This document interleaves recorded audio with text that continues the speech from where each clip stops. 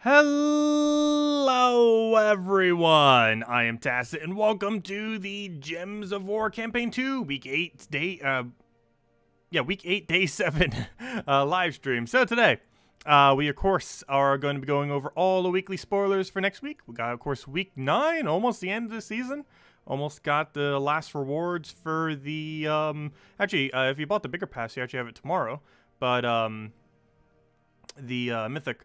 But next week on the free side, as well as the normal pass, we do have the purple deep books coming in. So you'll be able to have the second one if you're playing free-to-play. And the other fourth one is also available. So it's going to be pretty cool. And aside from that, the following week, we got the Mythic and also Duskbringer. And regardless of what pass you got, we got the Duskbringer coming on the 10th week regardless, because you can't actually get that one early since it's lore-related. But anyways, we still got the Vault event going on. We're going to be grinding that out. Didn't get as much grind this weekend, but I still want to get the grind in while we can. Go for at least a few hours tonight and be good to go. At least get 2 hours in or so. We're currently at, I believe, only third pity key. Actually, I should probably get this pet out of our way just so we can see it. And go from there. Obviously, we've just been using Phoenicia build. Ends up working out pretty well. But all of you have been having a wonderful weekend. I hope all of you have been having good luck.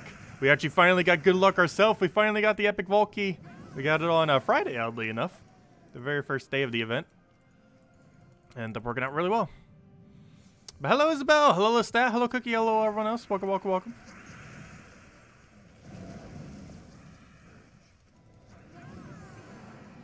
Hello, Ice Fist. Welcome. Yeah, the only thing bad about not class events, but Vault events is it makes me do all the useless pets because we really don't need this pet. But hey, you still get resources from it. You still get the jewels. You still get everything else. I was clearing this pet out, and then we'll go do the spoiler things. I just hate when I have a timer. It always annoys me that we need to get it out of the way. Must remove it, and then we'll go do the spoilers for the week.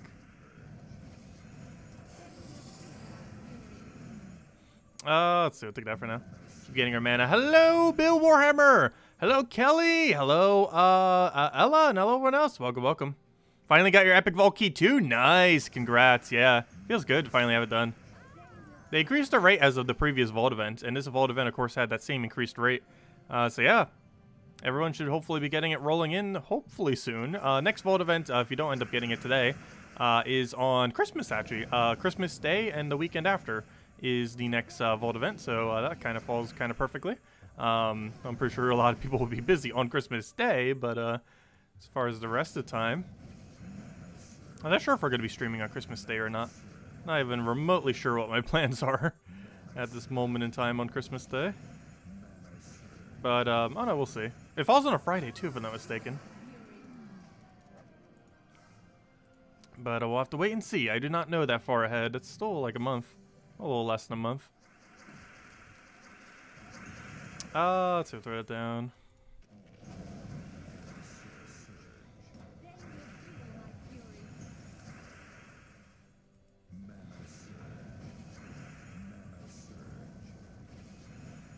And that should be a dead. Hello, Mobarashi. Welcome.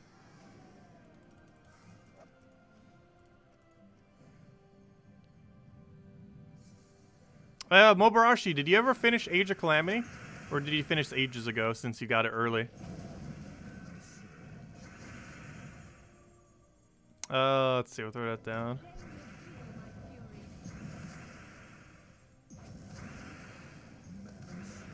Throw that down. Throw that down. There we go. Hello, Scout. Scout. Hello, Matt. Hello, Tyrion. Welcome, welcome.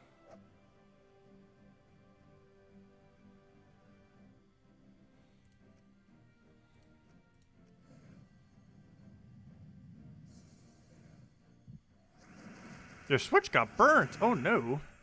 That's not good.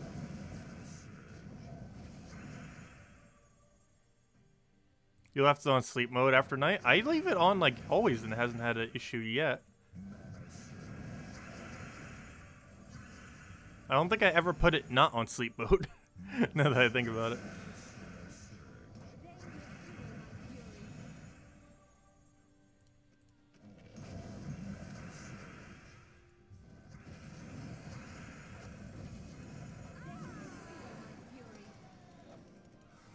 Okay, there we go. Okay, let's go over weekly spoilers. Want to get that out of the way. Always hate those limited pet timers.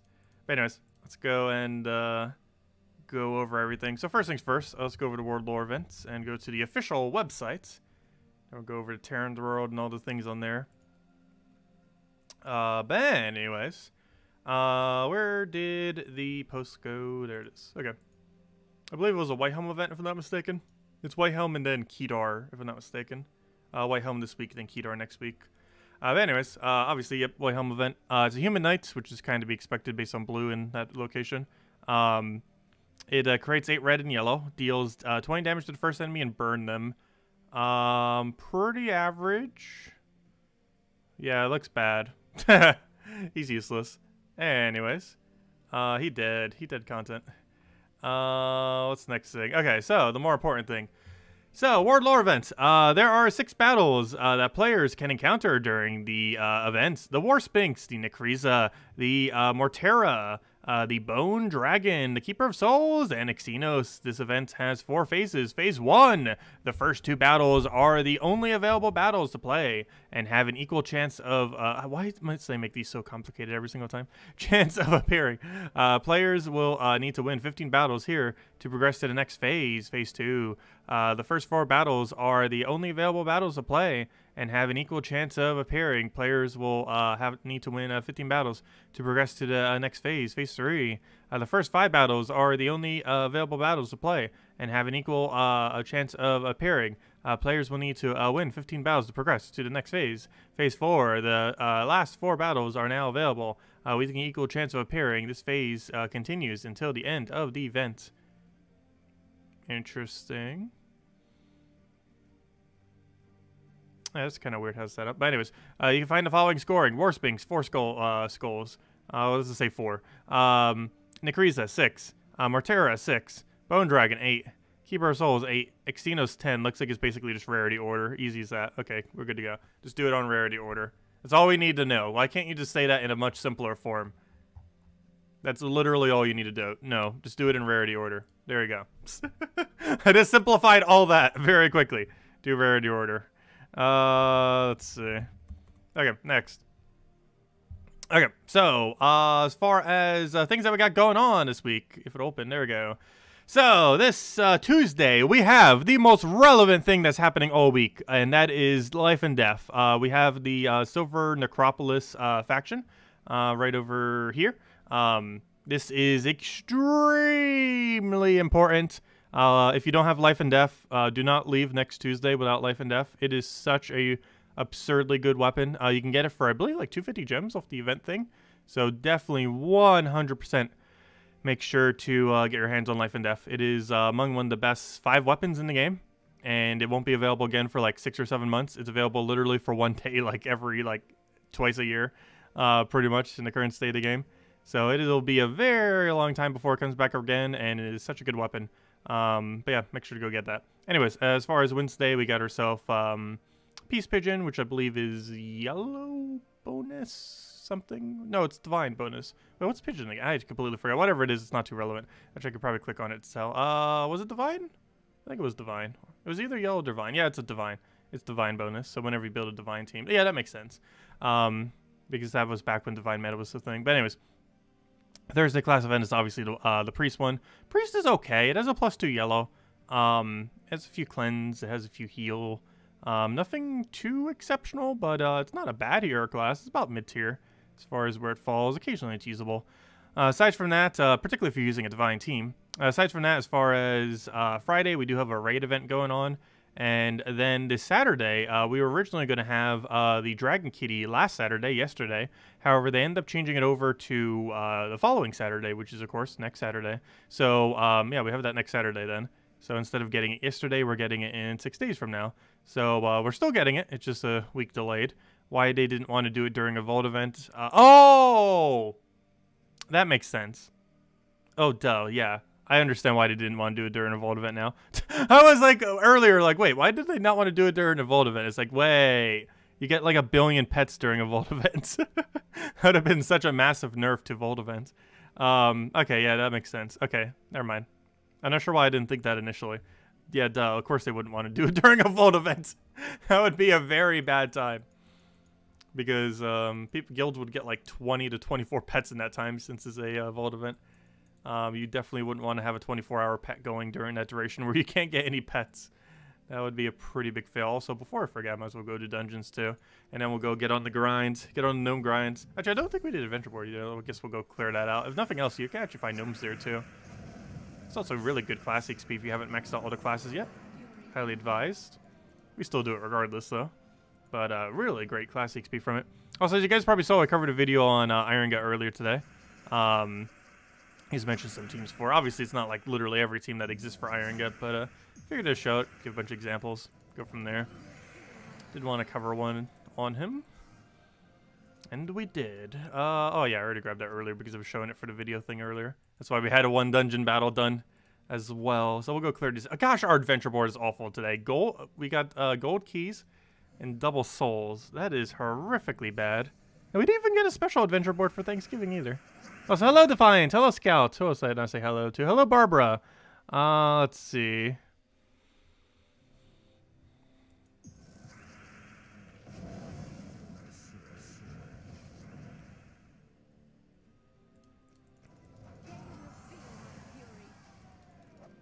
Did they? I don't recall any that ever had it simultaneous. I can't recall a single event where that happened. I must have not played much that Saturday whenever it did happen. Because I barely noticed it. Or not barely noticed it, but didn't notice it at all. Let's see. Could I do one on Meta Mythics? I was going to make a tier list for it soon. Or an updated tier list. We made a tier list before. But the last time we covered a tier list on it was about 1.5 years ago. And while most things haven't really changed much positionally, obviously we've gotten like, what, 20 mythics since then. I wanted to cover it before the end of the year. I was actually going to cover it around December, probably the second week of December. The main reason for this is we're actually getting 2 mythics. It'll be the 2 closest mythics that ever have been released back-to-back to each other. The 2 mythics are coming this Friday. Or sorry, yeah, this Friday and then the following Monday. Though theoretically, if you bought the bigger pass, it's tomorrow and the following Friday. But basically, we're getting a new mythic next Friday. That's the monthly mythic. However, we're also getting a new mythic from the battle pass, which is coming on 2 different days. Either tomorrow if you bought the really big pass, or the following Monday if you just bought the normal pass. Or like a billion years from now if you're playing free to play. No, it's not that bad. But I don't think Enraged Karandera has rotated yet from the, not Enraged Karandera, but normal Karandera, I mean. I don't think he's rotated yet from the previous event, but he will at some point. He should be in this rotation for sure. Normal Karandera. He has yet to show up in Soulforge, but he is definitely on this rotation. It's only a matter of time before he shows up. Because the reason why he hasn't been out yet was he wasn't on the previous rotation, because it came out like midway through the rotation. But the rotation has reset since then, so he should hopefully be in this rotation. When exactly, it's kind of random, but he should be soon. Maybe in the next few weeks, next month or so.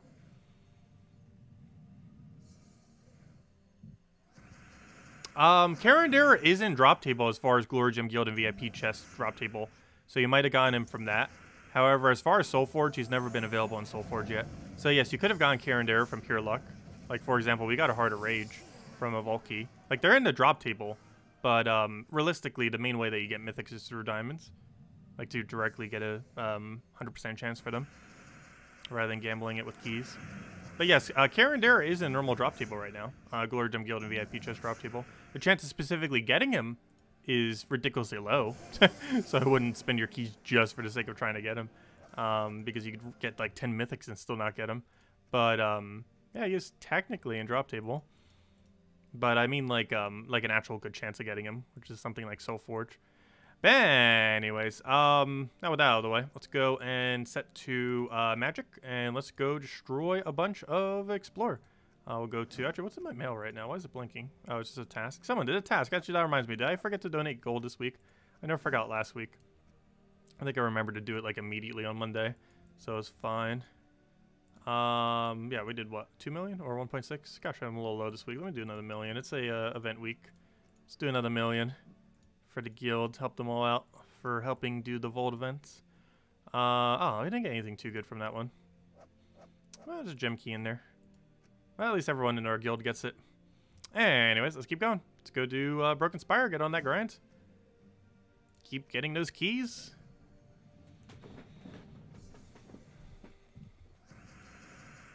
I want to try hitting at least 10 keys tonight, probably. I think that's the goal. Hit 10 total keys. That actually used to be the goal of a lot of past Vault events as well. Though now it's actually easier than ever to actually hit 10 keys compared to before. Before it was super luck-based. Now it's, you got a lot more chances to not need to depend on luck. Also, hello, Nexus. Welcome. If anyone's still any other questions, anything else you want me to go over, let me know.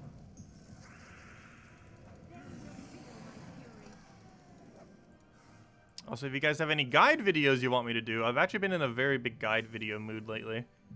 Probably going to do a lot this Sunday. I mean this December.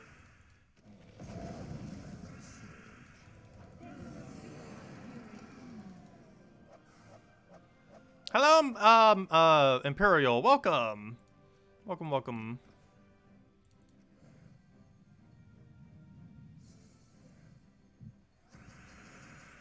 But yeah, Isabel, I think you got more epic vault keys this week than I have total keys. You've grinded so much. Because didn't you say you had like 9 epic vault keys earlier? Or something like that? Your epic vault key stack is bigger than my entire vault key stack this weekend. Let's see. Take that down. Oh, we still got the little Moas. Free 500 golds. Those end after today. Those end in like 4 hours. Hey, you still got 4 hours to farm them. Same as the vault event. You get epic vault key, 13 pity keys. Nice. Oh gosh, 13 pity. Yeah, you did grind for quite a bit. 9 pity is the highest I ever bothered hitting on a weekend. Yeah, that's some pretty crazy farming. She went all out. Hello, Bill. Welcome. And thank you.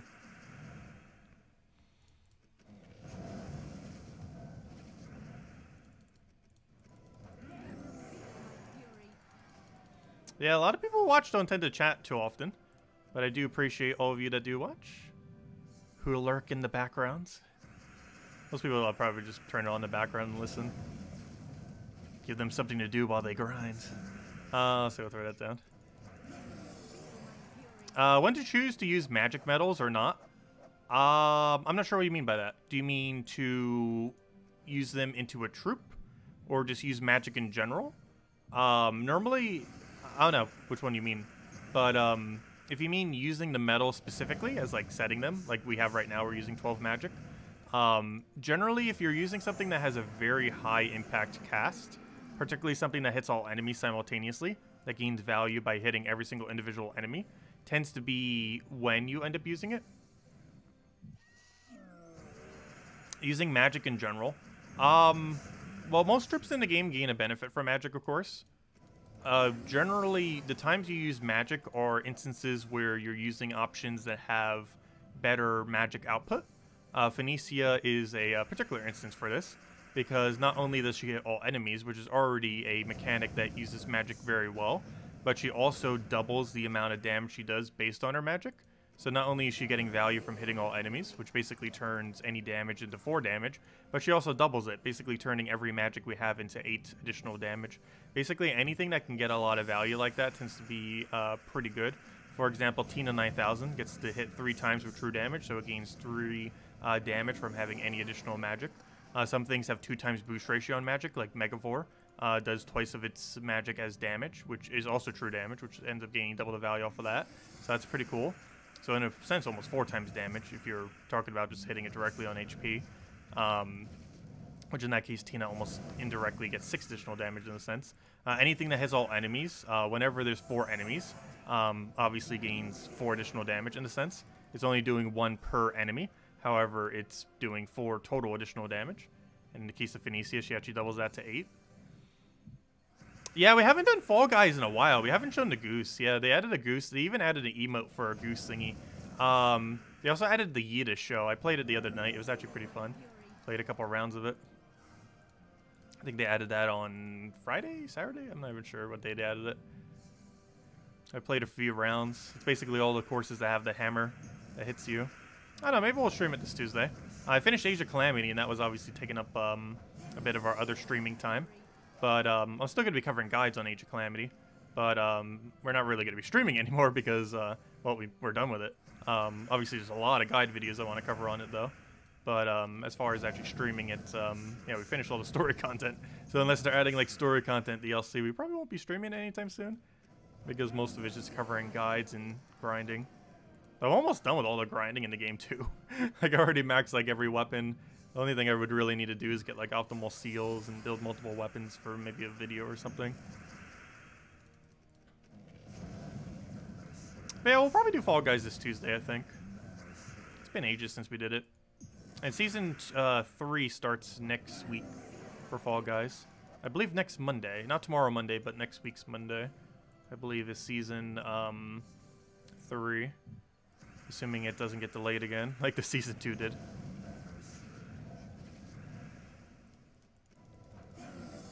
Oh, we absolutely destroyed Age of Calamity. It was a lot of fun. Next video I'm probably covering is a permanent stun guide video. There's actually 2 characters that can perma-stun. I'll probably cover Link since he's more popular. But Link and Impa both have a perma-stun. It doesn't work on everything in the game, but there's quite a few things that you can literally just stun infinitely. Some of them are actually endgame bosses as well, which is pretty funny. On the hardest difficulties in the game, you can just perma-stun an enemy, which is pretty broken. I'm actually surprised it doesn't give, like, immunity. Normally in many games, particularly the bosses, what they'll do to make sure you can't do perma-stun is they give, like, increased immunity to stun after you've already, like, landed a stun or something similar. Like, most games have, like, something where you won't be able to do it. But for whatever reason, this game has no precaution to it, so you can just infinitely stun things. It's pretty funny. Let's see, we'll take that over. And also very exceedingly broken.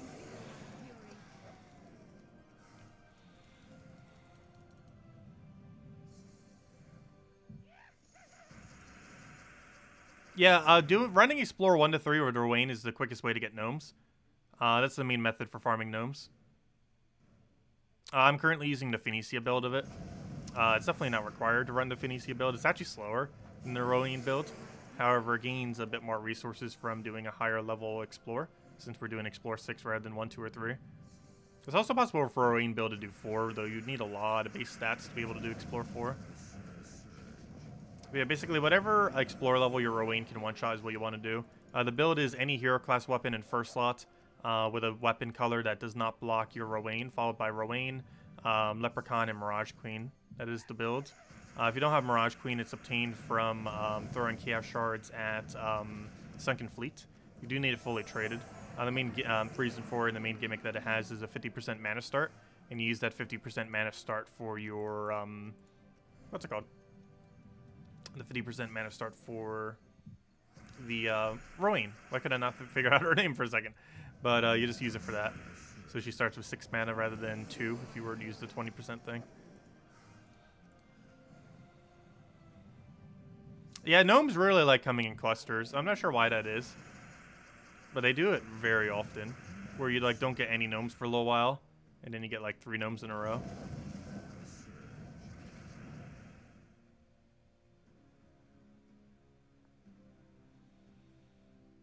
Quick video for all Delve teams for each faction. What do you mean? As far as pure faction or just in general? There's so many color overlaps for most of faction that I could probably just mention 3 teams, or sorry, 6 teams. Because there's a blue only team, there's a yellow only team. I'm trying to think of the other colors that have one. But I know a blue only and yellow only exists. Blue only runs Iron Gut. Yellow only runs the Finesse build. I don't think the other 4 colors have an only color build though. Like a fully viable only color build. Because if they did, we could literally just eliminate it down to 6 teams. But I don't think the other 4 colors do have one that consistent.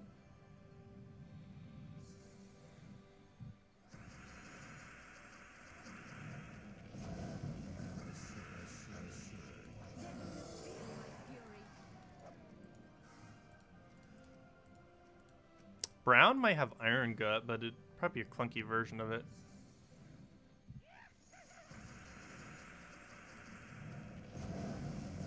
Compared to other options.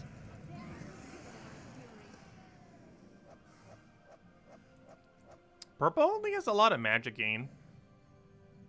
It has Wild Queen too, though in a Delph sense Wild Queen is not too useful. She's for the earlier battles, but as you get later it's not as good. Also, Archmage's hero class just gives like a infinite purple. Not like literal infinite, but +3 purple with half mana start is extremely solid.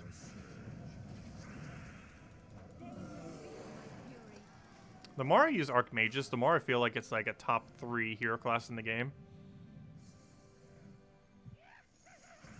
I've always considered it around top 5 or so. And definitely is one of the higher ones. But as I keep using it more and more, it seems like it's actually way higher than I actually feel like it is. There's a chance it might actually be the second best or even best hero class in the game. It doesn't have the tank ability of Titan or anything like that. But the amount of damage viability it has as a caster is super strong. With 50% start and +3 into purple.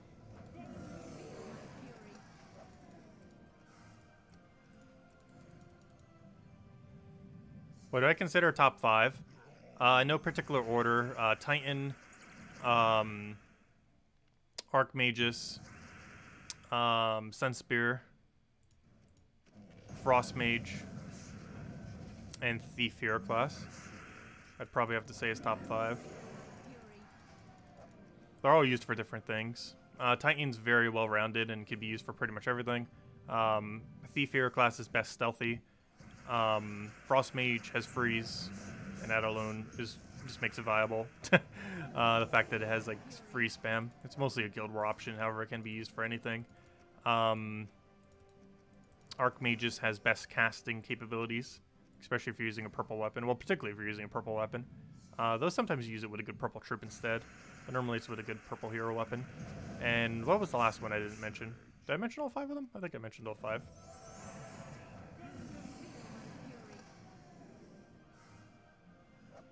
A top 5 video where I mention all the top 5s in the game.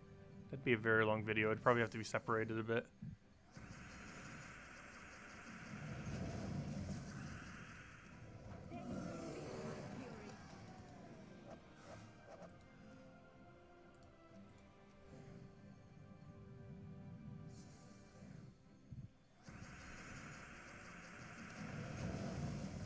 Also, top 5 as far as troops, there's so many different categories you could do for it too. Like mana accumulation or other aspects. Because eliminating down to just 5 would be hard.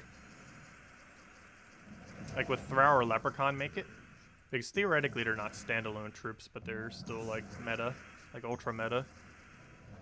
Speak about Leprechaun. Hello Leprechaun in our team right now, carrying everything. Like, Leprechaun you could almost say is the best troop in the game.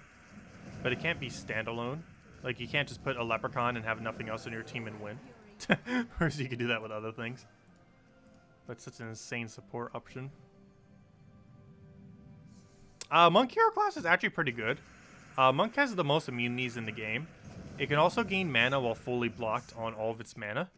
Which is a very useful aspect on some teams, depending on what you're going for. It's also a great option if you want your AI team to automatically get hero XP. So if you know obviously the AI team is generally not going to go and focus down your weapon, or you don't have a way to like mass accumulate for that weapon, you can end up using Monk, and it will basically force your hero class to gain mana for it. It's particularly potent with Rope Dart, however it can be used with pretty much anything. 8 Pity Keys, 16 Vault Keys, got an Epic Key, nice. You're 4th overall. Hello, George. Oh, yeah, I remember from your previous stream earlier. Welcome. Hello, Nightmare. Welcome, welcome. Can you get a guide video on how to truly understand boost ratio? I have people asking about boost ratio quite often, actually. The biggest issue with it is that it's different for every single troop. But, I don't know, I'm not sure how you would really go about explaining it. Because it actually is vastly different how it works for every troop. You just kind of have to figure out what on earth it boost ratio is 2 on the troop. And then you're pretty much good to go. On most troops, it's pretty straightforward to understand. However, on many other troops, it's not. Because of how it's worded or just how the ability is. Like, Finisi is pretty straightforward. She does 1-to-1 based on all of the reds and burning enemies. And does double that if they if you have a red storm. So right now we're gaining 6 additional damage to all enemies. And that'll be doubled because there's red storm. So it ends up doing 12. And of course that wasn't enough red, so he lives with 2 HP. You gotta be kidding me. There we go.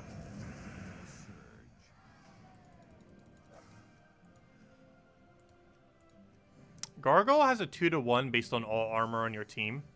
So basically what it does is it takes all the armor on your team, does a 2-to-1 boost ratio off of it, and then does additional damage to the single enemy based on that, and then 50% to the 2 adjacents. Wait, is it 1-to-2 or 1-to-3? I can't remember. It's one or the other. It might actually be 1-to-3. 1-to-2 sounds high. Is it 1-to-2 or 1-to-3? I'm pretty sure it's actually 1-to-3 now that I'm thinking about it. 1-to-2 sounds too high.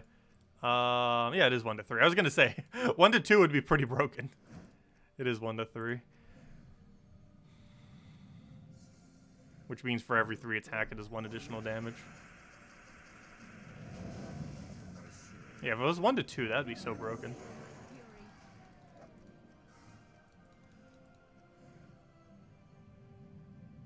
I said attack, didn't I? I don't think I said armor. Tesla is based on armor. Did I really say armor? My bad. But yeah, Tesla's based on armor. He's based on attack. And Gargoyle only does it based on the attack of your team, whereas Tesla does it based on all armor in play.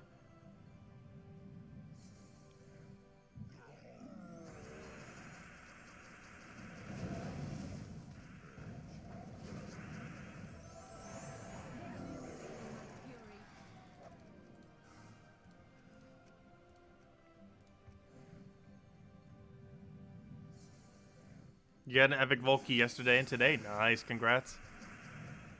I hope I get another one this weekend.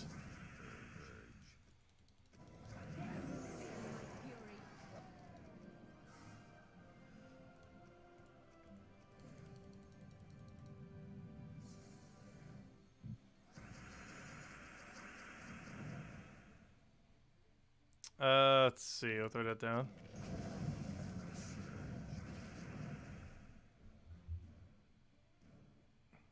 Funny thing about Leprechaun, he would not drop for you. Everything was dropping, even Mythics. It became a meme. Oh yeah, I had that happen. Back when I started the game, Alchemist was the strongest thing in the entire game. Because every single battle required gold to play.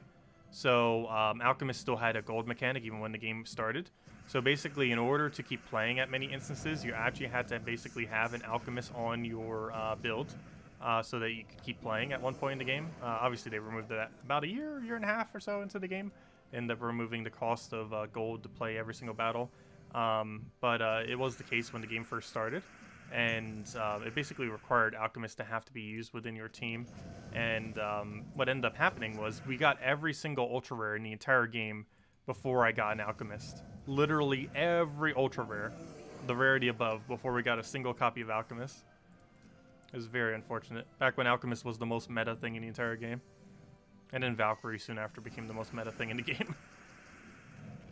Because at one point it was the only soul gainer, or at least the only viable soul gainer in the game. For actually almost an entire year, like year and a half.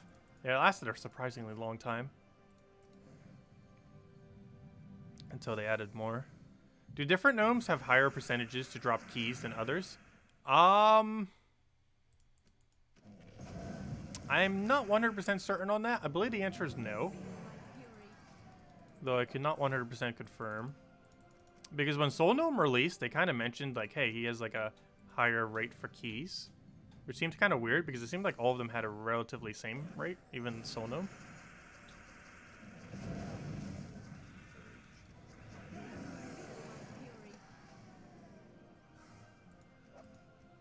But yeah, Soul Gnome might have a higher rate. When it was released, it was mentioned that it had a higher rate. I personally don't see much of a difference, though. But yeah, when he was released, he was actually mentioned with a higher rate. Not sure how true that is, though. They all seem about the same. Yeah, there might be some gnomes that have a higher chance. That would very much have to be data mined, though, to really know. It'd be so hard to get enough data samples to know otherwise.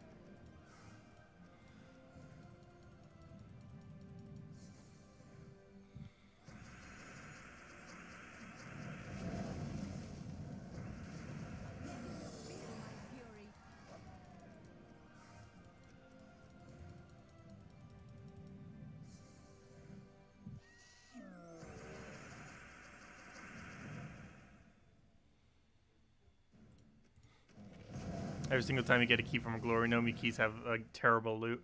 Yeah, we didn't actually open any of our Vault keys this weekend. Maybe we should. We opened our one epic Vault key, and we got 48 gems from it, so that was pretty cool. However, we didn't open the other 6. I might go open all the Vault keys we got this week. Might as well. No reason not to.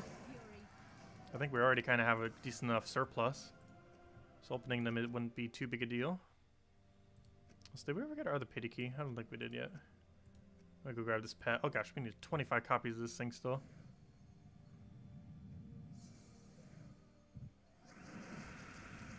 I wish this game in-game had like every drop rate for everything. They currently do it for keys, but it still are missing a lot of other areas in the game. Like for example, the drop rate for orbs isn't in the game. The drop rate for just getting drops in general from battles isn't in the game. Drop rate for gnomes aren't in the game. I just need a full list of like every drop rate across the entire game. Just make it like a page, and it just has like the drop rate for everything.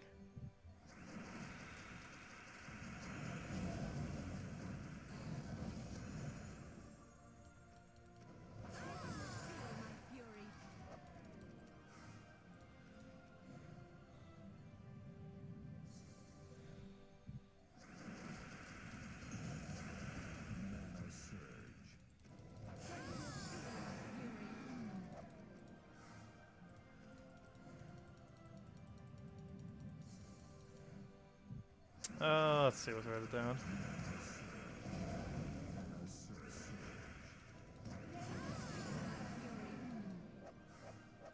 You got 360 gems from one of the Vault keys? Yep, that's a drop. That is a drop.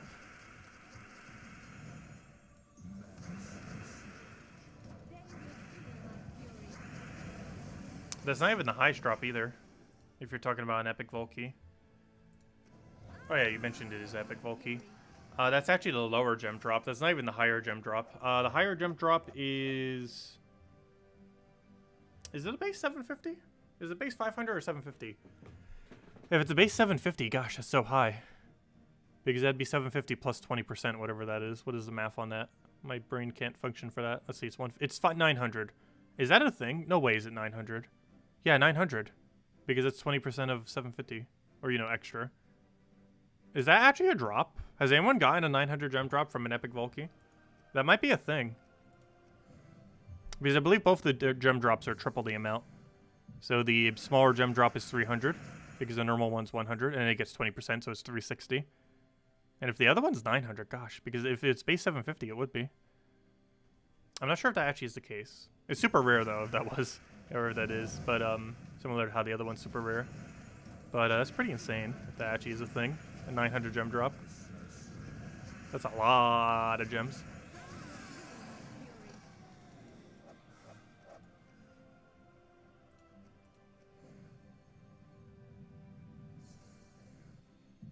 Normal Cedric has a 250 plus 20%.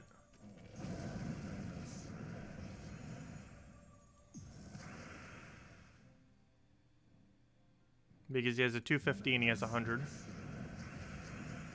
But both of those get increased by 20% if you're playing on the hard mode, which is pretty much the only way to ever play Vault keys.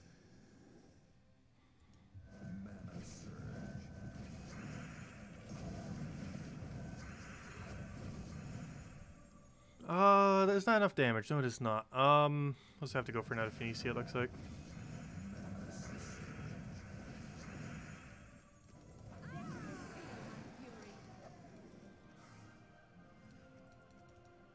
We got ourselves this. Oh gosh, we got a lot of copies. That's a lot of copies. Which is good. Hey, we finally got a lot of copies of a pet we actually need. I feel like whenever we get a lot of copies of a pet, it's always on something that's completely trash that we have like already 1,000 something copies of. But yeah, 5 copies of something we actually need. That is solid. Very nice. How many more do we need now? We need... Oh, still need 5 more, gosh. It only ever so slightly dented the pile. Because we needed like 30 more.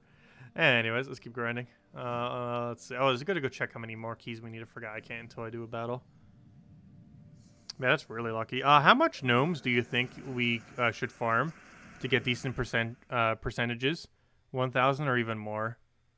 I'm not sure what you mean by decent percentages. Generally, you want to farm as many as you can within the weekend, as much time as you have free to grind. I did grind a little bit less this weekend, but I'll always grind them out. The drop chance? I'm not sure what you mean still. How much gnomes do you think we should farm to get decent percentages? I'm still not sure what you mean.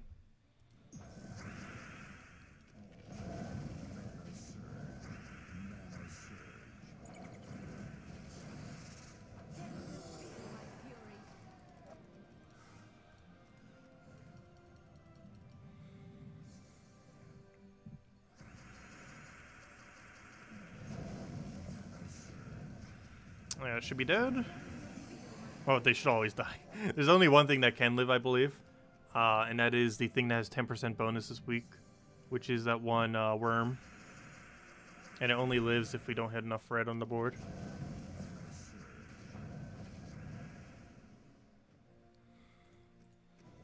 You got 15 Vault keys and 255, and 3 epic Vault keys from 255 gnomes. Or 225, I mean. That's pretty solid. Yeah, you can actually keep track of how many gnomes you found by your pity keys. Because it's 5, then 10, then 15, 20, so on and so forth. So you just add it all up and boom, that's how many gnomes you have.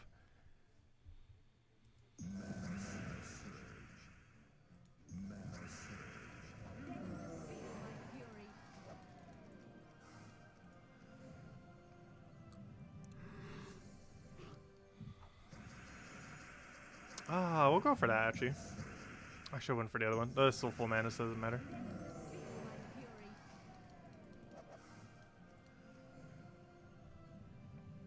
Can you get a more detailed explanation for when you're an endgame player and why it's best to have a resource cushion, for example, like 10 million gold? I don't know. Endgame compared to late game is kind of relative. Basically, they're both kind of the same thing. I generally consider endgame more so to the point where you've kind of already gotten most everything, and you're more so just trying to work towards what's going to be coming out rather than what already exists in the game. Because generally, you reach a certain point where you're no longer necessarily trying to get all the content that exists in the game as it stands right now, but you're trying to farm to get the content that will exist into the future. And that's generally the biggest difference between the two. As far as why you want to have a resource cushion, this is mostly just in case they do an update that requires it. For example, for all we know, they could add another updates to factions, where after the underworld ends, they'll add another thing that gold sinks. Since, of course, factions provide a gold sink currently, and they might want to do another gold sink after factions stop, once they have every faction in the game. So, for example, it would be a good idea to hold a bunch of gold for that, because, well, it might cost a lot of gold, and stuff like that. Like when they end up increasing the deeds as well, or, you know, added deeds expansion to kingdoms, that also ended up sinking gold. Not that much gold, but it still did. And yeah, any update can end up sinking a resource pretty heavily. Particularly gems and gold tend to be the ones that are mostly targeted, because gems or gold gives you resources that can kind of have gem value, and across your entire guild. And gems are obviously the premium currency of the game. So those tend to be the two most common ones to get sunk. However, there are other instances for it, like you might want to keep a few million souls because they could add like another Dawnbringer out of nowhere. For example, Duskbringer, which comes in 2 weeks, which a lot of people probably aren't aware about either. Obviously, people who watch the stream are probably very much aware that Duskbringer is happening on 2 weeks from now. However, people who don't follow the forums and don't follow streams and other things like that, like if you're just playing the game normally, there has been zero indication that Duskbringer is being released in 2 weeks, 2 Mondays from now. So a lot of people might not have 1,000,000 souls saved up. Also, we still don't know if it's even going to cost 1,000,000 souls. That's the most likely thing it'll cost, obviously. However, that's still yet to be 100% confirmed. But, I don't know, it's just always a good idea to have a surplus of most resources, because you never know when something comes around that will end up requiring it.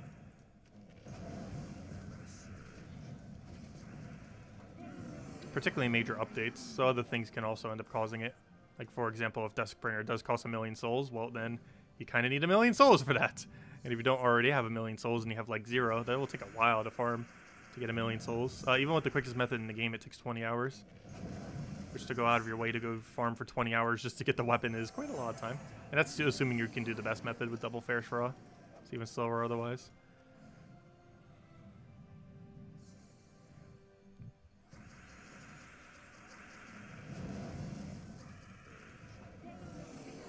Is there a reason to not open gold keys at this point? For the most part, yeah, you could pretty much just open all your gold keys. The reason a lot of people save them out of habit is we used to get new kingdoms every few months, and that used to require a lot of gold keys every single time. However, we haven't gotten a new kingdom for 2.5 years. Well, 2 years, a few months at this point. August of 2 years ago was the last time we got a new kingdom. Obviously, factions are the new kingdoms. They're a replacement for kingdoms. However, yeah, we've yet to actually have a new kingdom within that time. They did say it wasn't off the table, but they have yet to do it within that time. But, yeah, you can pretty much open your gold keys whenever. There's very little need to save them. I kind of just do out of habit. out of habit. And also, it's a good way to kind of save every single resource. Because gold keys indirectly are also gold stacks, soul stacks, gem stacks. Like, they give you a little bit of, like, a lot of resources. So you can kind of just burst them up out of nowhere if you really needed to. Yeah, theoretically, yes. There's really no point in hoarding gold keys in the current state of the game. Will something come out that might require you to have a bunch of gold keys? Who knows? Maybe. But as it currently stands, yeah, that's one of the few keys, pretty much the only key, that is actually perfectly fine to just throw down immediately, always. I just happen to hoard them because no reason. I just happen to. I think a lot of, like, veteran players do just out of habit. Even though they haven't been needed for, like, 2.5 years now.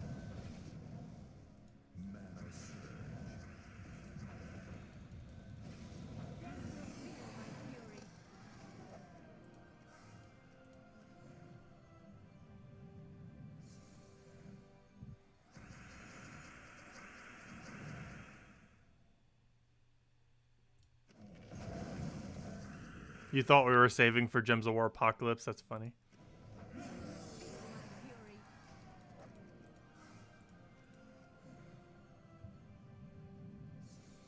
I actually have enough resources that if we gain 0 resources throughout all of 2021, not counting any new mechanic that comes into the game, but with already existing mechanics, we'd be able to max out every glory troop, we'd be able to participate in every single event, and we'd be able to obtain every single mythic without burning through all of our resources. We have that many resources right now. That if we gained literally 0 the entirety of next year, we could still do everything. And probably still have resources remaining. Gosh, Bill, you have a lot of gold keys. I know a lot of people save a lot of them. I wouldn't even be surprised if someone has hit 1,000,000 gold keys. I wonder if there's a screenshot of it yet. I wonder if it even can go up to 1,000,000. Imagine if it has a cap and it only goes to 999,999. I'm pretty sure it has an infinite number that can stack to, though. But yeah, has there been a screenshot yet on the forum of 1,000,000 gold keys? I don't think anyone has hit 1,000,000 gold keys yet. Not that I'm aware of. That might have happened. It takes a long time to reach that point, so it is actually pretty likely that no one does have it yet. You'd have to take a lot of tribute to have 1,000,000 gold keys. Like a lot of tribute.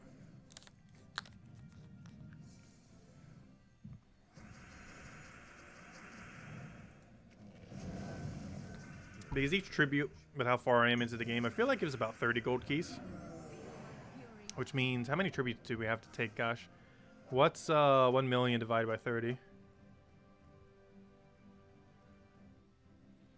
We'd have to take tribute 33,333 times. If we take it 10 times per day, this is how many days it would take. It would take 3,333 days if we took it 10 times per day. Let's say 20 times per day. No, that's too many. Let's say 12 times. I'll just leave it at 10 times per day. So that's 333 days. You divide that by 365. It would take 9 years. It would take 9 years. Though you do gain gold keys by other methods. So it's not the only method. Though it is the main method. But yeah, it would take 9 years to hit 1 million. Though you do gain gold keys from other methods, though. So that's by no means the only way. Plus, also within that time, the amount of gold keys that you would get per tribute would increasingly increase.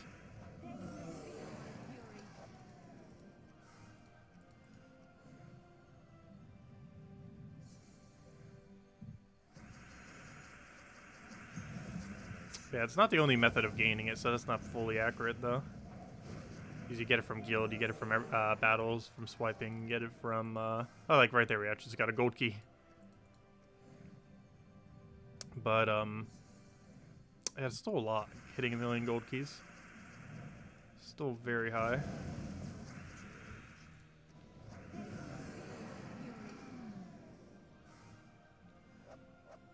Yeah, you get like, I forget what the exact number is. But, yeah, it is several hundred from your guild per week. Which per month comes out to like almost 3,000? It's like 2,000 to 3,000 per month.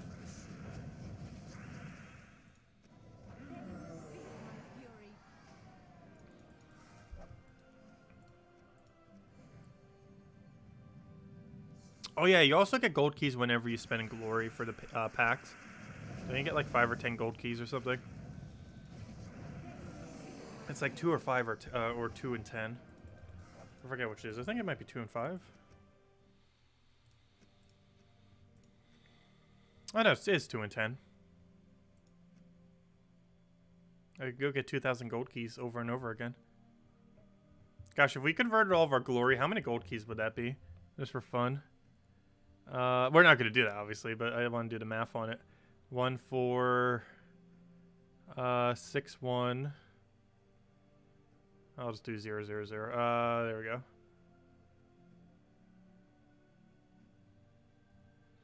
And divide that by, I guess 300? Yeah, probably 300 because you do it during the smaller pack, obviously. So if we divide that by 300, and then times that by 10, we could get 48,700 gold keys. Obviously, that's not worth doing.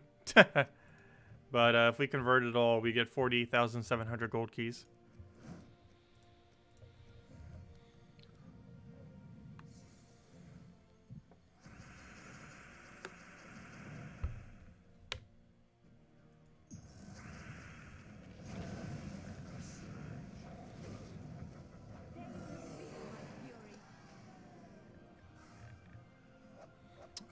Treasure hunt update. I'm not sure when we're getting it. I am kind of skeptical if it is next patch, though it might be next patch.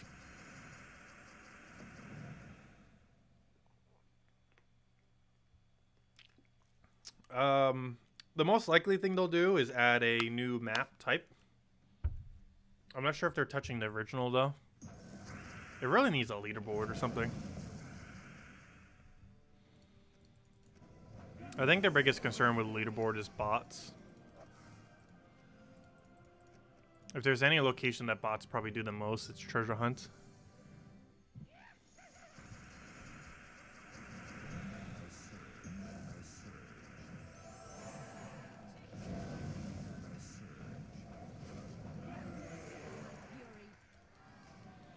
When is next patch? Midway through next month. The exact date, while not confirmed, is extremely likely to be the 15th or earlier. But 15th at the absolute latest is likely to be the date of next patch. No date has been confirmed, but that is very exceedingly likely to be the date, the 15th or earlier.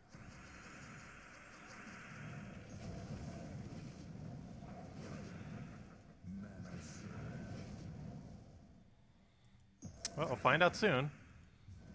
But yes, there's definitely one more patch this year. And it's very likely on the 15th. Though that date hasn't been confirmed in any way, shape, or form, though. Just the statistically most likely day for it to occur. Based on when they normally do updates each year and everything else. And the fact that it's Tuesday. I'm not sure why, but they absolutely love doing Tuesday updates lately. I think it has to do with some of the platform policies or something with how they get pushed through. But almost every update has been on a Tuesday the last several updates. Like, I think almost every update this year has been a Tuesday update.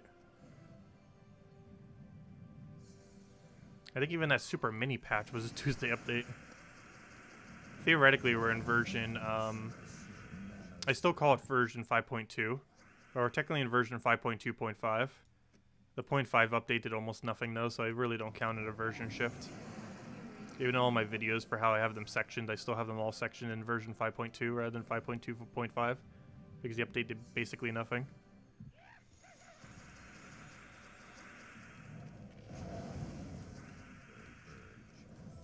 It was actually one of the smallest updates they ever did that actually got a version number. Which I think it might have been the smallest update they ever did. The absolute smallest ever. That got a new version number.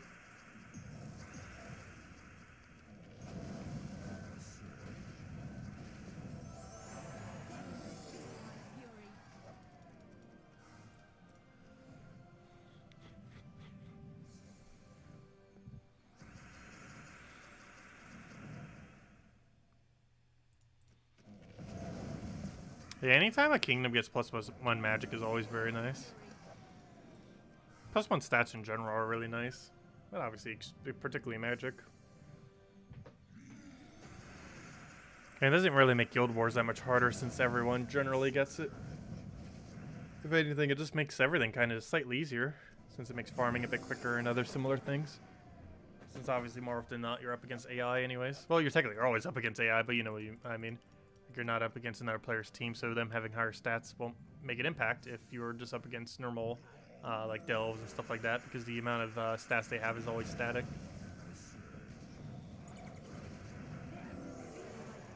Or it doesn't depend on what your stats are or the overall stats in the game, it just always stays the same.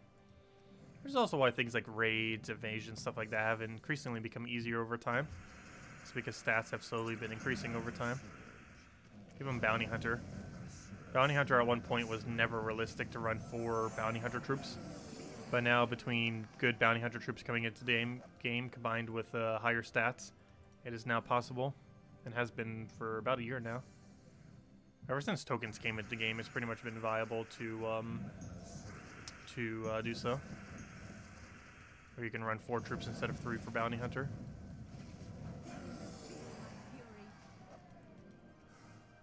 Well, so we should have the other pity key by now. Oh, there it is. Got it. We got it. How many keys is that total? 71. We started at 64. Which means we found... Wait. Yeah, 7 keys. That's right.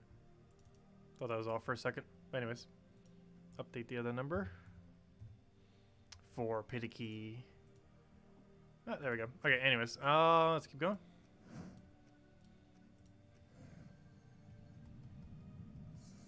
But I think we're going to hand out a code and open all of our vault keys. Not all of our vault keys, but all 7 that we've gotten this weekend.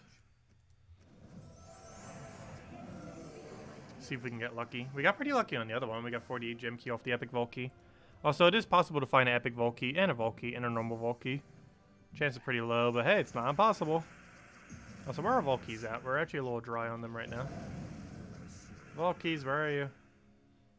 He's not counting pity. We're actually below drop rate on keys right now. But we did get an epic vault key, so that kind of makes up for it. But we are dry right now. As far as amount of time farmed relative to vault key number.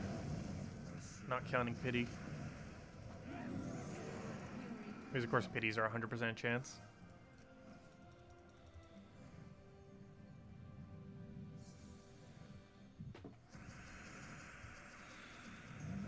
I should have taken that other thing. We could have got an extra turn there. I know, you took all my keys. You stole like every key in the game.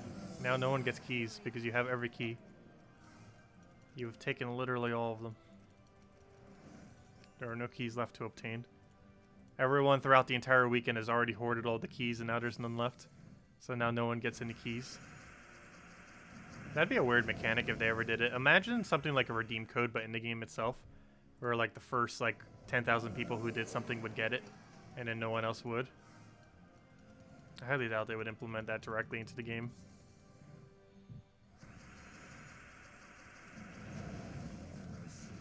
But it'd be kind of like all the gnomes stole the keys, or everyone accumulated all the keys and now there's no more. Kind of thing. I highly doubt they would ever do something like that. That'd be a really annoying mechanic. Especially because of time zones. Because something like that happened right at reset. That's like 2 or 3 a.m. my time, depending on daylight saving time. Which is a very bad time to be doing anything. Let's see, I'll throw that down. 2 or 3 a.m. in the morning.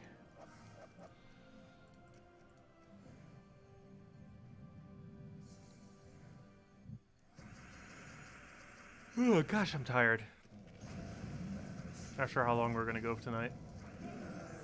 I'll probably even need to sleep before we record the video. Really need a nap. My sleep schedule's been weird the last week. I blame it on Age of Calamity. Let's see. I'll throw that down.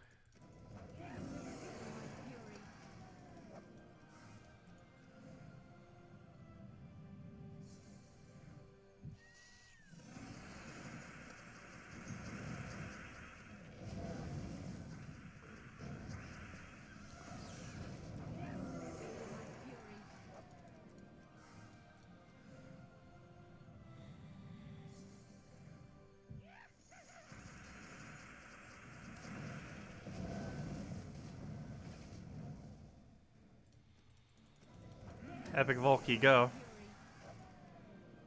Boom. A not epic Volkey. There we go. We got it. Oh, we got a Moa. Moa. Little turkey. Last day we get to see it till next year. Because you're never going to see a team that actually uses it since it's so dead content. Though it is a common after all, so. Fun fact, Moa was actually one of the first few stuns in the entire game. I think it was the second or third stun. Actually, I think it was the first cast stun in the game. Rock Troll was the ever first stun, but it was on a trait. But yeah, Moa might have been the very, very first cast stun in the entire game ever added. It was either the first or the second. But there was a point in the game where Moa was essentially one of the only few options, or maybe even the only option, that had a stun on cast. Obviously, that has changed drastically since then. But way back in the day, that was the case. Like 3-4 years ago. Gosh, those year numbers are starting to get high. 5-year anniversary of the channel, I believe, this year. Or next year, I mean. It's late April. 6-year anniversary of the game happened earlier this month.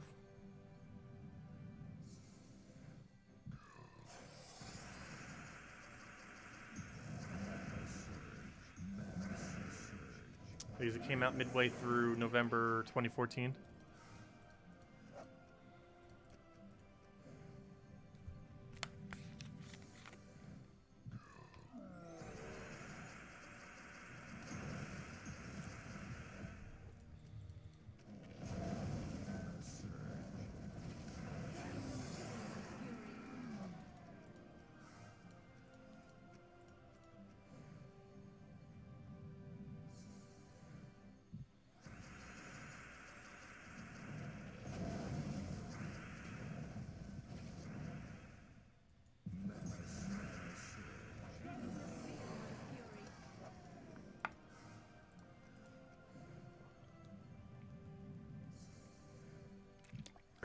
Okay, let's see.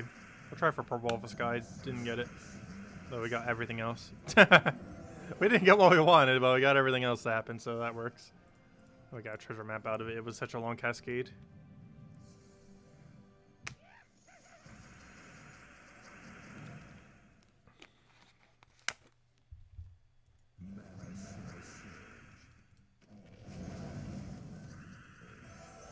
Give us free souls.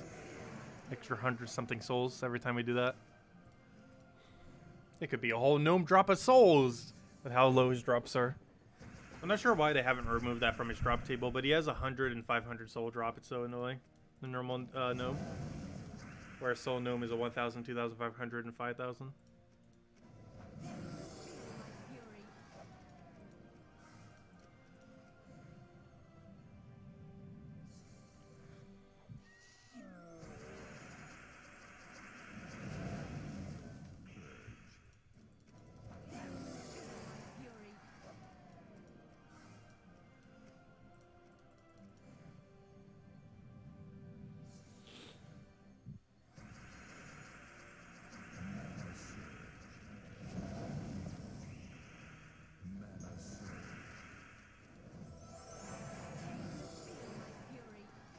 But yeah, gotta get the souls. If that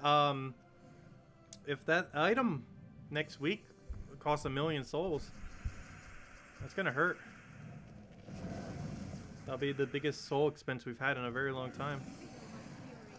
It's not really gonna dent our stash, but it'll become smaller. It'll go from like 7.5 million to 6.5 million.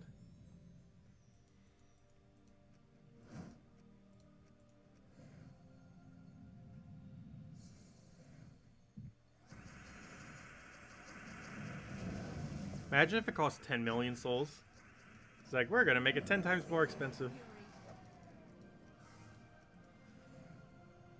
I feel like they should almost do that. Make it so it's the same mana cost as Dawnbringer, but make it more expensive. No, I'm pretty sure it should be same cost. I'd be very surprised if it costs anything other than the exact cost of Dawnbringer.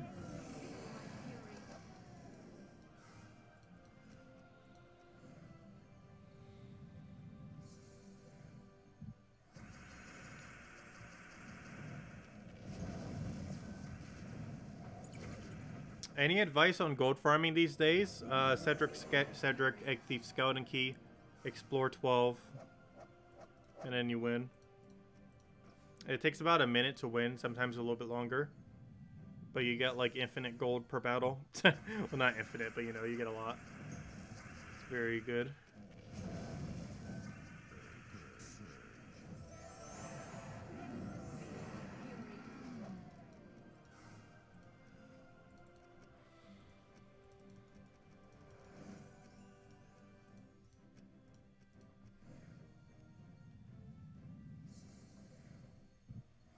Twilight Bringer, 5 million souls. The Bringer.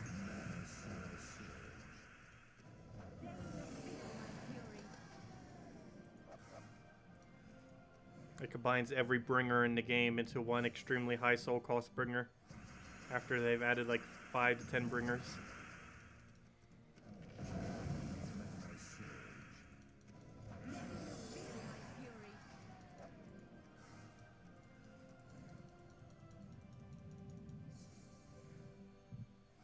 Actually, that's one thing I kind of hope they do, just for fun.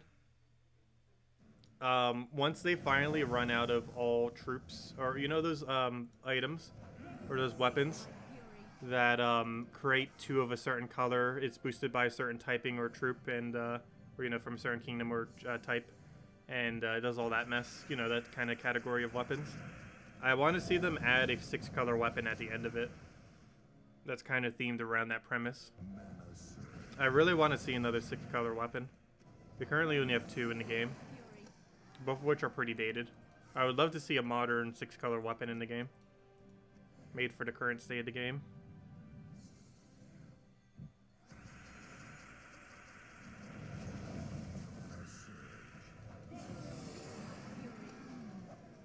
Because 6-color weapons do exist. It's just they're so bad that they don't exist.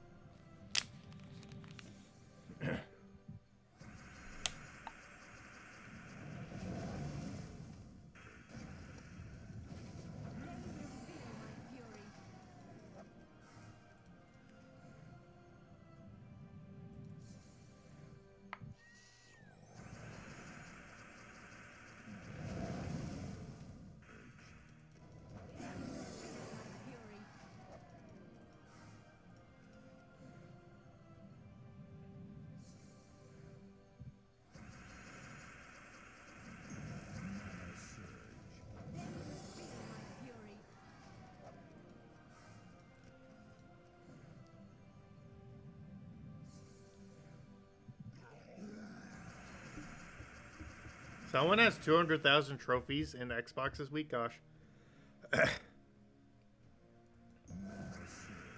Yeah, some people really grind.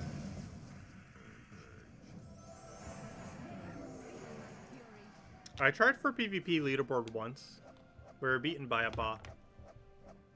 But, they would have won otherwise.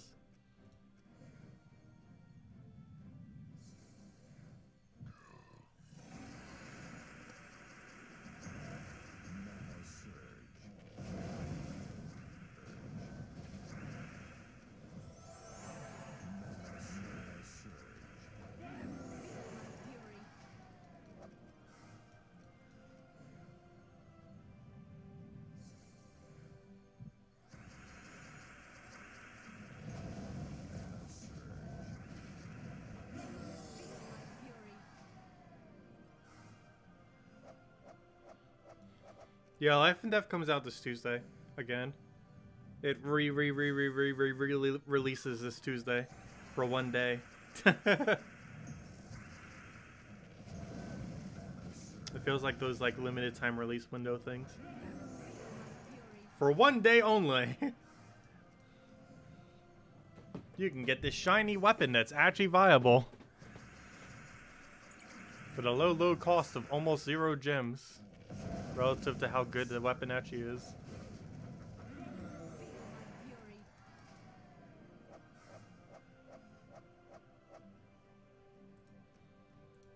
This game doesn't have too much of a bot problem these days. It used to be more of a problem in the past. They're pretty good about cracking down on them these days.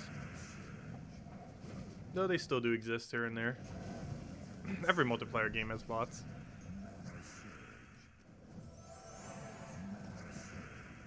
But they've been dealing with it pretty decently recently. Gosh, that's a tongue twister. Decently recently. I'll throw that down.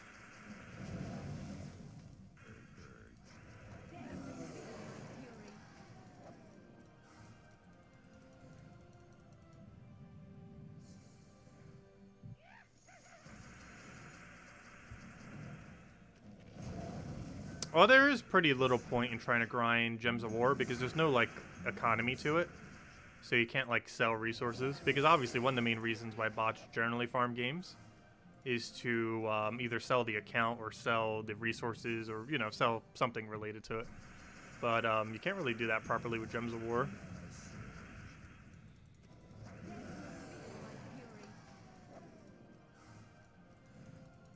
So there's very little incentive to try to bot it, though people still do.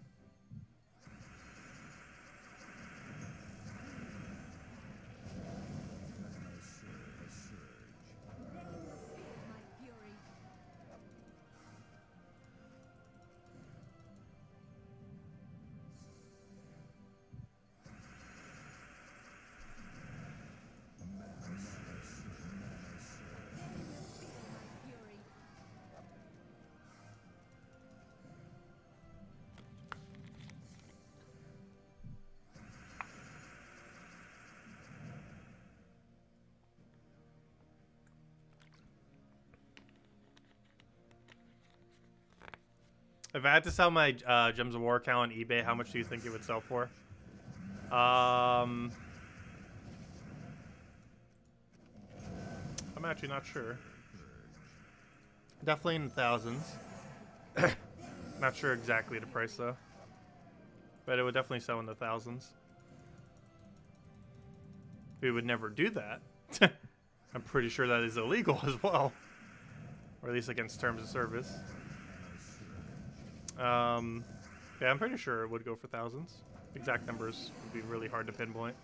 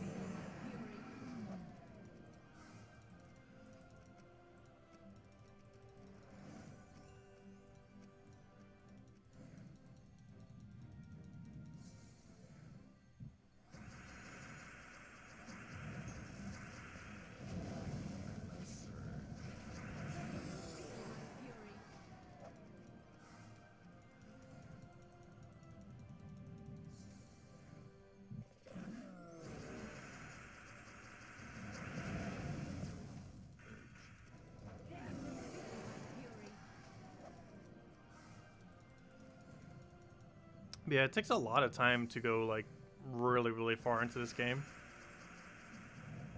I know in some other games where it takes like about a few thousand hours to get to a certain point. They normally go for several hundred, depending on the game. Like accounts like that.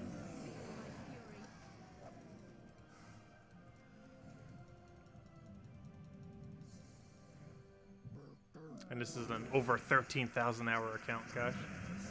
Let's see if we throw that down.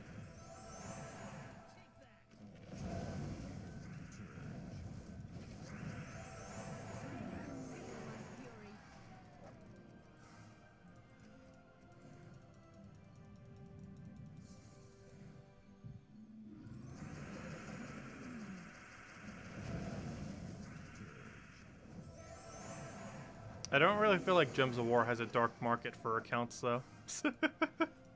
There's plenty of MMOs and stuff that do. I don't really feel like Gems of War would be a game that really has something for that.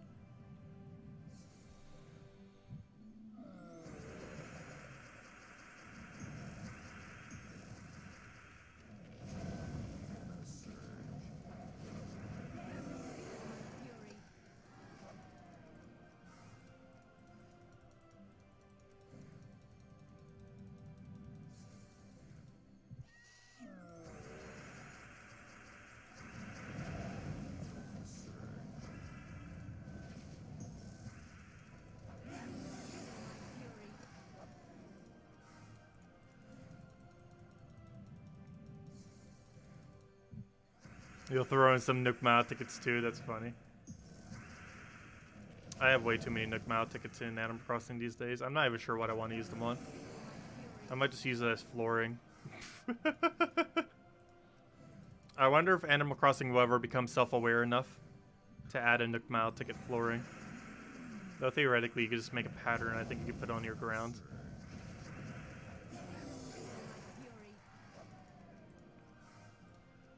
Because they have a money flooring. And a bell rug, which is the kind of main currency of the game until Nook Mile tickets came around. That used to be what used to be the currency for Animal Crossing. And then Nook Mile tickets were like, nope, we're the new currency. The main reason I feel like Nook Mile tickets actually became the currency too, aside from the fact that they're used for villagers, but because of their previous game was a mobile game where it has leaf tickets, where basically they have their premium currency as tickets. So it kind of ended up happening the same way for Animal Crossing New Horizon, where the free premium currency is Nook Mile tickets. It's kind of funny how that ended up happening,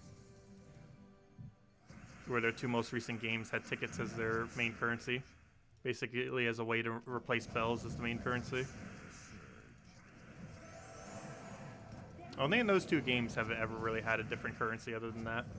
All the other games kind of had a base value of bells.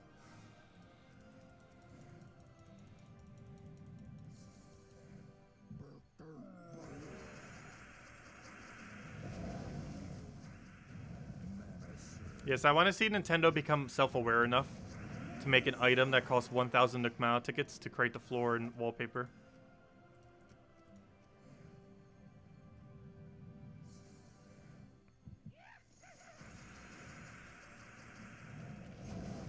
Imagine how big of a Nook Mile ticket sink that would be. Like if they could finally fix every single duplication glitch and hacker in the game, and then somehow add like a gigantic sink to those Nook Mile tickets. That'd be pretty funny. I highly doubt they will ever do that though. It's beyond repair at this point. The economy of Animal Crossing is a very strange thing, with how broken it is from many factors. It's kind of stabilized a bit, but it's already been broken.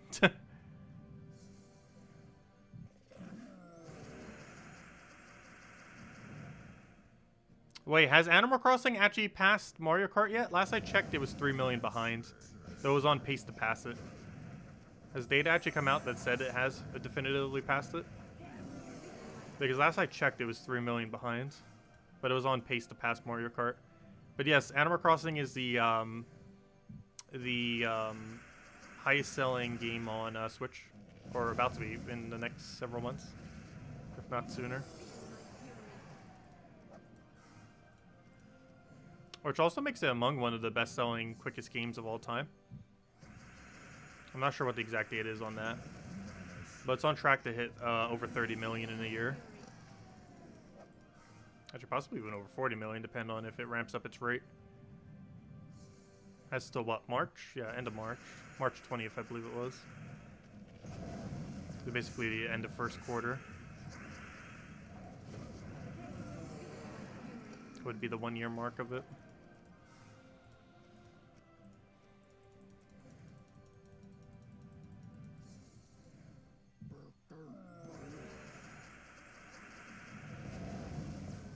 I wonder what kind of numbers Sims 5 would do if it was to launch within the next few years. I don't think it could beat those numbers. I don't know, do you think a Sims 5 would beat 35 million in a year? I'm not sure if it would.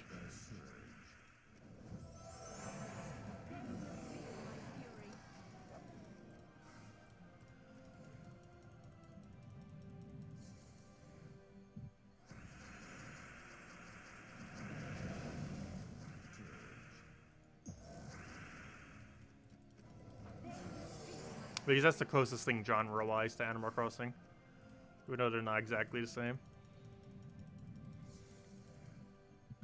I'm trying to think of what Sims 4 did in its first launch year. Is there data on that? There has to be. Let me see. Googling that might not give me the results I want, though. But just for fun. How many copies? Let's Google it. How many copies did Sims 4 sell in its first year? Okay, people have searched for it before. Let's see, sales in the millions. What data is this? Is that the first year launch? I feel like the answer to that is no. That seems very low. 4.3 million in a year on launch year.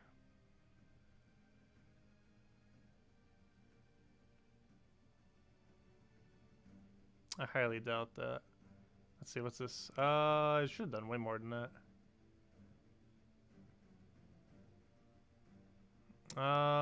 Let's see.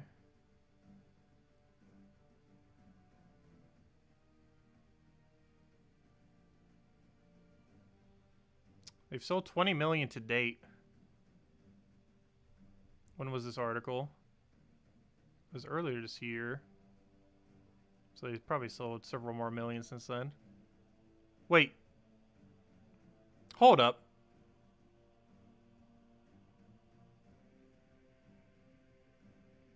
That means Animal Crossing has already sold more than Sims 4 in its whole lifespan.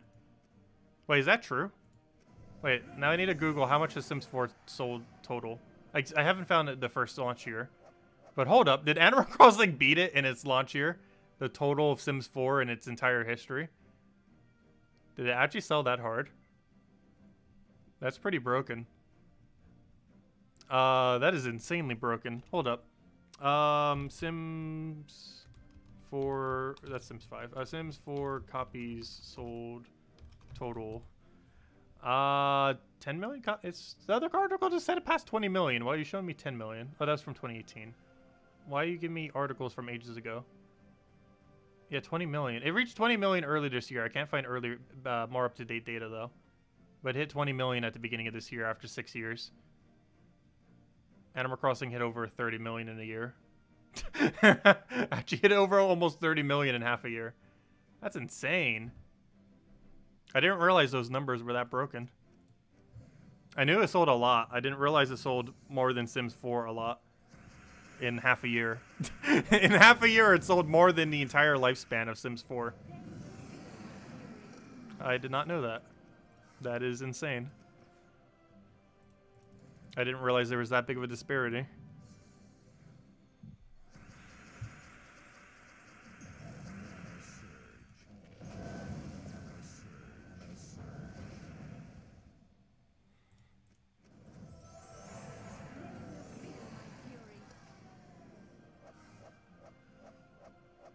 I played Sims when I was a kid.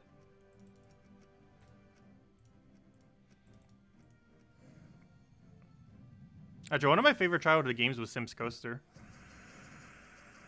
I played all the Sims. Well, Sims 1, 2, and 3. I didn't play 4. Oddly enough. Actually, as I got older, I stopped playing the Sims games, oddly enough.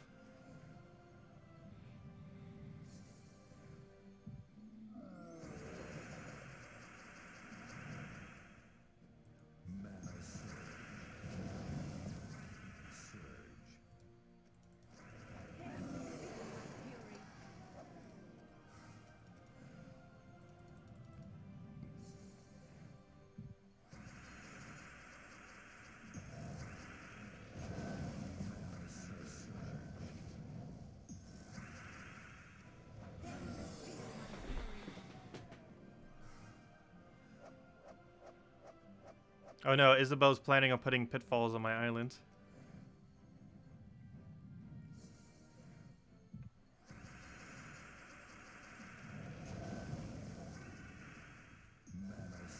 I'm scared to show her my pitfall hoard that I have. I haven't been trying to sell them. I haven't really been doing the economy for that game. We have so many resources I haven't really been bothering. There's probably like a billion things I need to do on Nookazon, and I'm just like not even touching it lately. So the winter event starts in 2 days for the game, if nothing else. I still like manually grinding for all the balloons and DIYs. I have yet to buy a single seasonal DIY. I have manually grinded every single one from balloons. But how most people play the game, I might be one of the only several hundreds of people who have actually bothered to get literally every seasonal DIY by doing 0 time travel and by manually getting every single one from balloon without actually doing a single trade. I'm pretty sure not too many people would be insane enough to do that. It takes a lot of time. Let's see. I'll throw that down.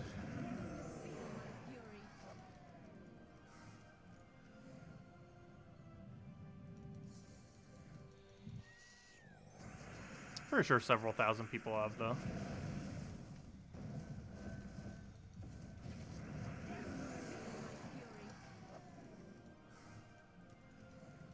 I do AFK farming for it, though, so it doesn't actually take too much time.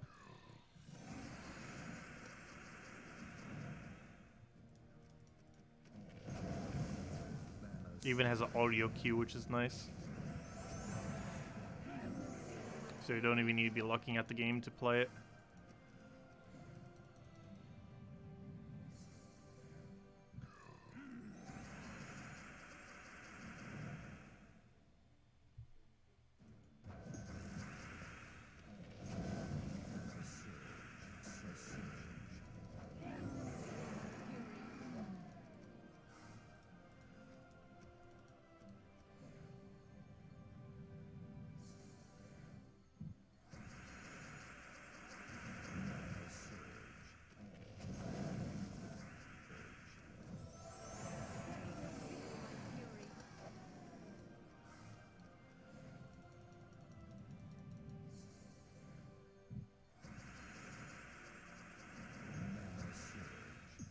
Oh, throw that down.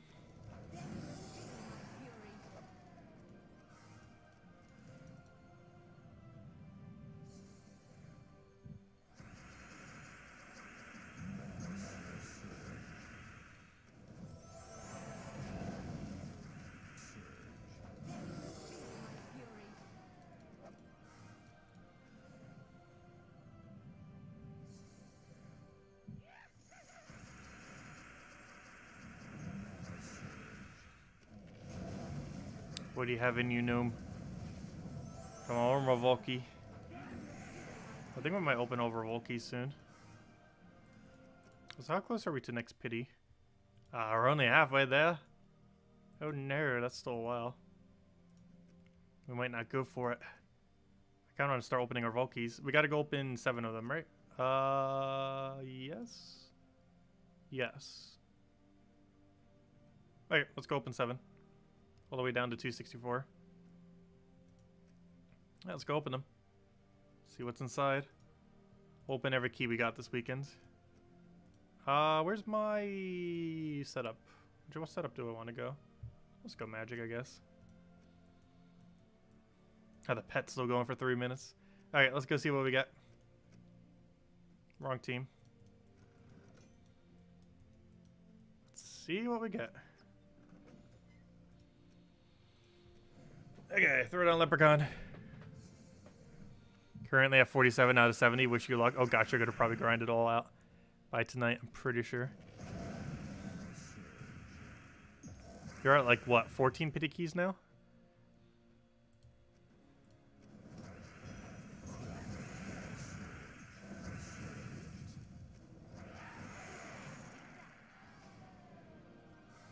Alright, what do we get? Ah, we gotta use the Cedric. No. And a gem key. Nothing good there. Let's see what we get for the next one. Come on, where's all the good loot at?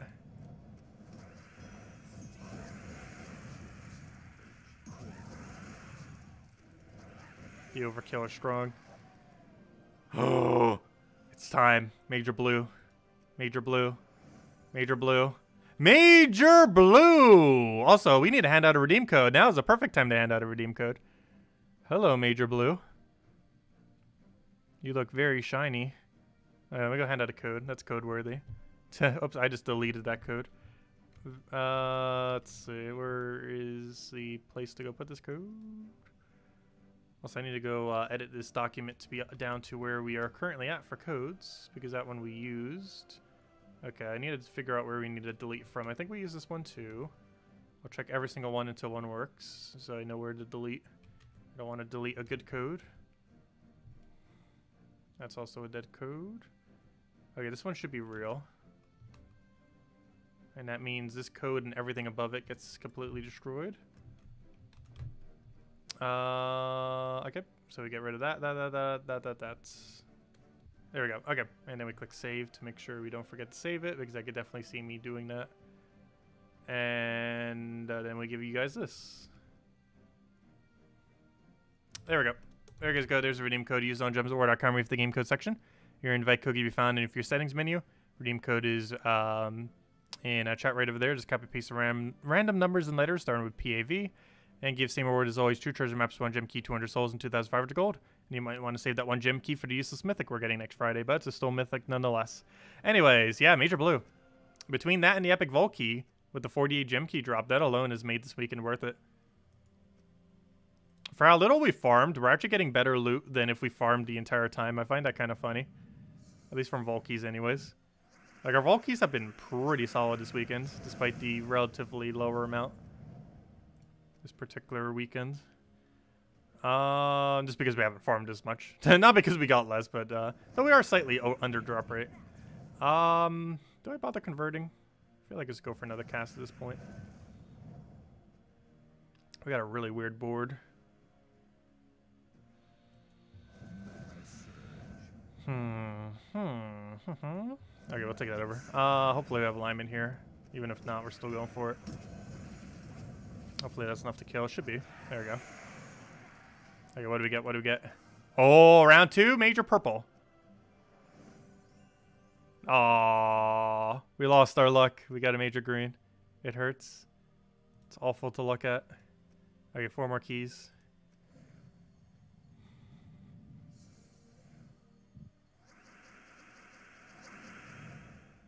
Can I show the character inventory to see how many orbs you have? Sure. I can show it after we finish opening all these.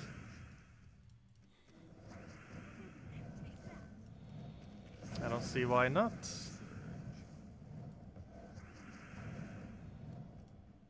Which way should I do this?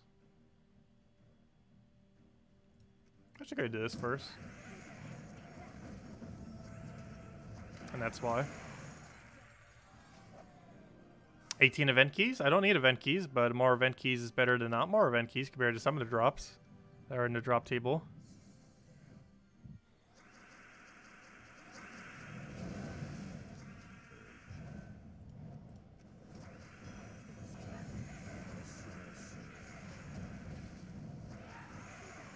Come on, something good, something good. No, it's not something good. Okay, 2 more keys. And we're back at where we were. Oh, we might just go all the way down to 260. We're already opening keys. Might as well open a few more. Open some that we didn't get this weekend.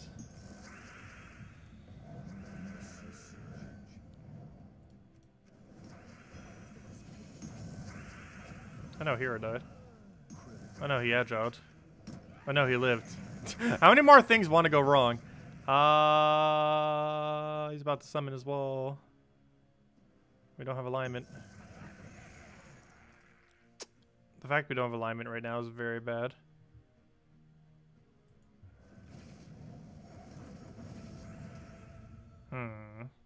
Rowan has like 0 damage. Still enough to kill though. That was a weird battle. Oh, we got gold. I was like, wait, we have gems and the keys? It's like, oh yeah, duh. We gave us a gold drop. I thought the Cedric gave us like a 5 gem key for a second. I was like, wait, that's not how many you're supposed to give. You're supposed to give 24 with 20%. But a normal gnome with that gives 4 that has 20% on it gives 5. That's nice. Even that gets buffed. Alright, not enough to kill, unfortunately. 1 Rowan full mana will do it, though. If he could not deny all my mana, that'd be great.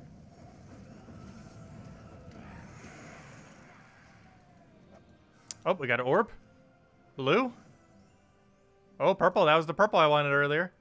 It had a few key delay, but we got it. We got the purple.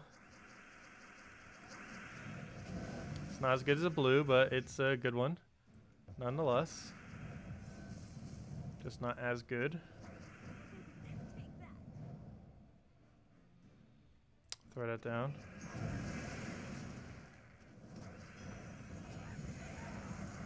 One more pokety poke will kill. Oh, come on. Another one. Are we going to get every color? Nope. We're going to get double purple. I was going to give us orange for a second. That would have been one of every color. But nope. Major blue into double major purple. That's not bad at all. Getting some pretty decent drops. Had a couple bad ones, but overall it's pretty good.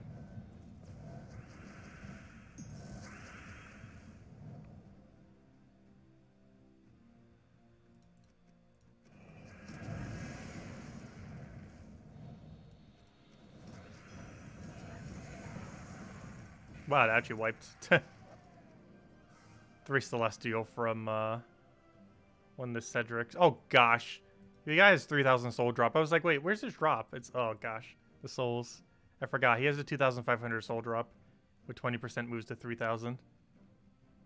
Hey, well, if nothing else, souls to put towards Duskbringer, assuming it costs souls. Still a horrifically bad drop though. Basically just a soul gnome drop in your vault key.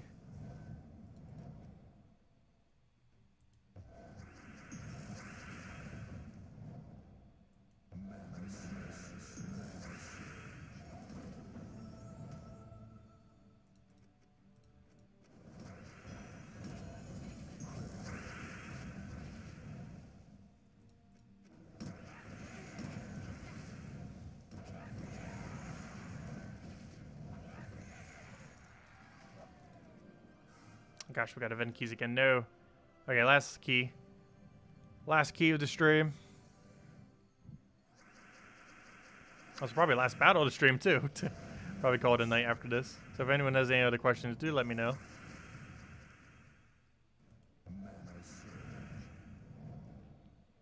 Do we have alignment? Yes.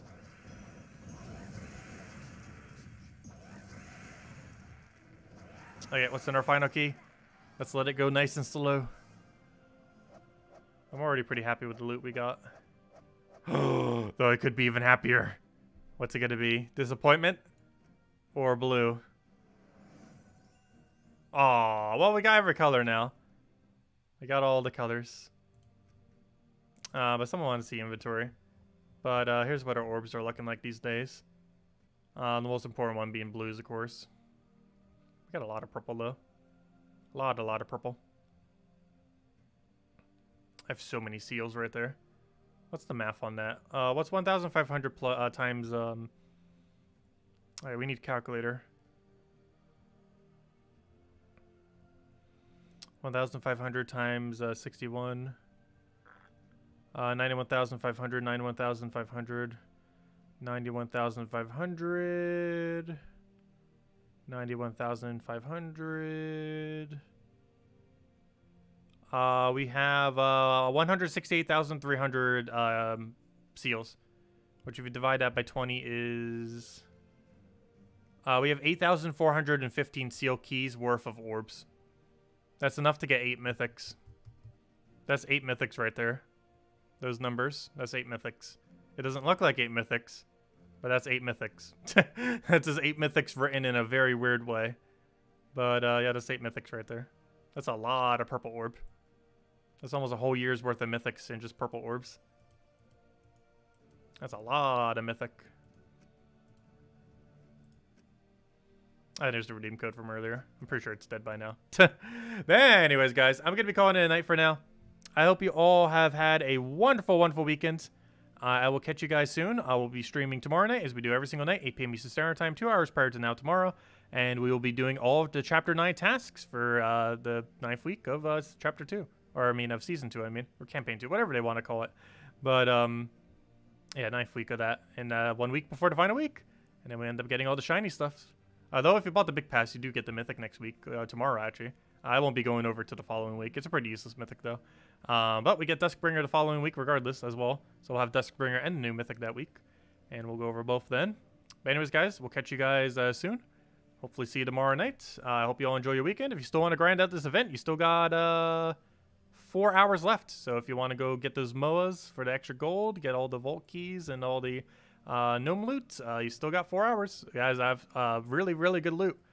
Best time to be grinding. So if you have some free time still, worth considering. But anyways, guys, we'll catch you later. Thank you so much for stopping by. And I will see you guys soon. Goodbye, everyone. We'll have the event video up hopefully tomorrow.